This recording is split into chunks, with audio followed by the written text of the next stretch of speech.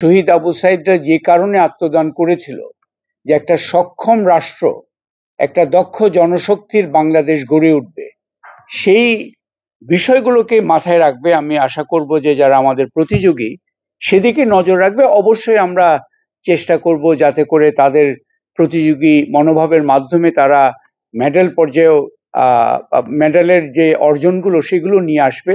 আন্তর্জাতিক পরিসরে যখন তোমরা যাচ্ছ তখন কিন্তু প্রতিযোগিতার একটা বিষয় আছে, কিন্তু তোমাদের ব্যবহারিক বিষয়গুলোকেও কিন্তু খুব গুরুত্বপূর্ণ।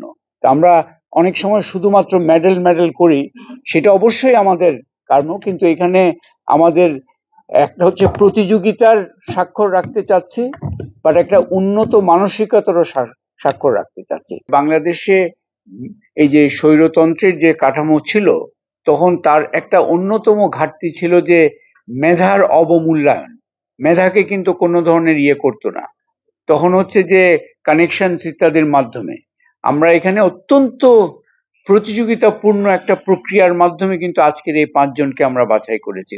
ওনারা বলেছেন আমরা বিশাল একটা গোষ্ঠীর কাছে গেছি, 20,000 জন রেজিস্টার্ড ছিল, তার থেকে পর্যায়ক্রমে, এবং ঢাকা চট্টগ্রাম 2 জায়গায় পরীক্ষা আরো হয়েছিল, পর্যায়ক্রমে এই 5 জন।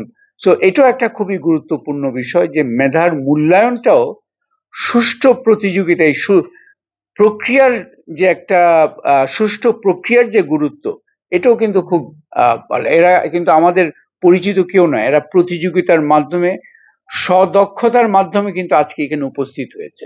আমাদের কোনো আমাদের পরিচিতি সূত্র ধরে কিন্তু এখানে আসেনি।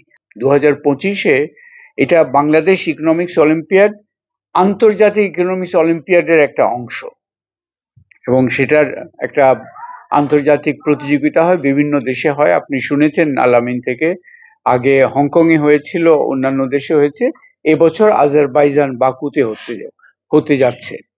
এবং আমরা এখানে যেটা আশা করছি যে এবারও আমাদেরকে এই প্রতিযোগীরা খুবই মুখিয়ে আছে তাদের প্রতিভার স্বাক্ষর রাখার জন্য এবং বাংলাদেশের জন্য গৌরব নিয়ে আসার জন্য। আমরা শুরু করেছি 2019-এ, আজকে 2025। দেখেন 2025-এর আজকে 20,000 পরীক্ষার্থী কিন্তু সক্রিয়ভাবে আমাদের সাথে পরীক্ষায় অংশগ্রহণ করেছে, এবং এই 20,000 থেকে 800 এই জার্নিটা ছিল আমাদের প্রত্যেকটা জেলা উপজেলা সব জায়গায়। তো আমাদের মূল উদ্দেশ্য হচ্ছে, যেহেতু আমাদের উদ্দেশ্য হচ্ছে তরুণদেরকে অর্থনৈতিক শিক্ষায় শিক্ষিত করা, আরো বেশি সমৃদ্ধ করা, বাংলাদেশের অর্থনীতিতে তরুণদেরকে আরো বেশি সম্পৃক্ত করা, যেহেতু এটা হচ্ছে আমাদের মূল উদ্দেশ্য।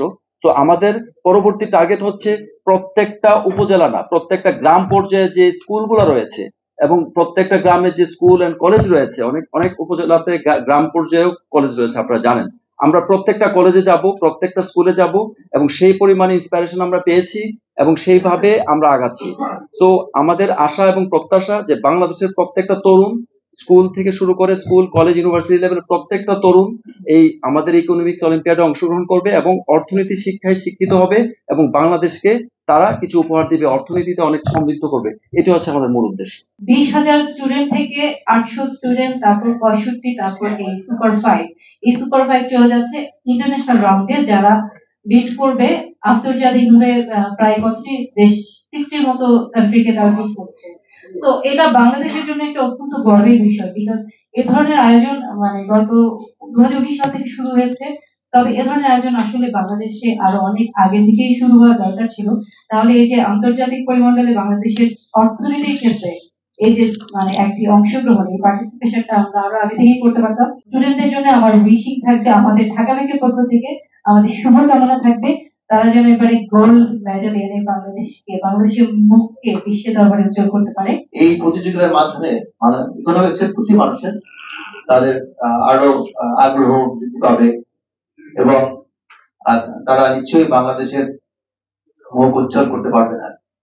আর আমরা এই কম্পিটিশনে যারা আছে তাদের সাথে অ্যাসোসিয়েট হতে পেরেও আমাদের পূবালী ব্যাংক, আমরা সারা বাংলাদেশের 64টা জেলাতেই পৌঁছানোর চেষ্টা করেছি এবং সেখানে সবাইকে আমাদের কার্যক্রমে অংশগ্রহণ করানোর চেষ্টা করেছি।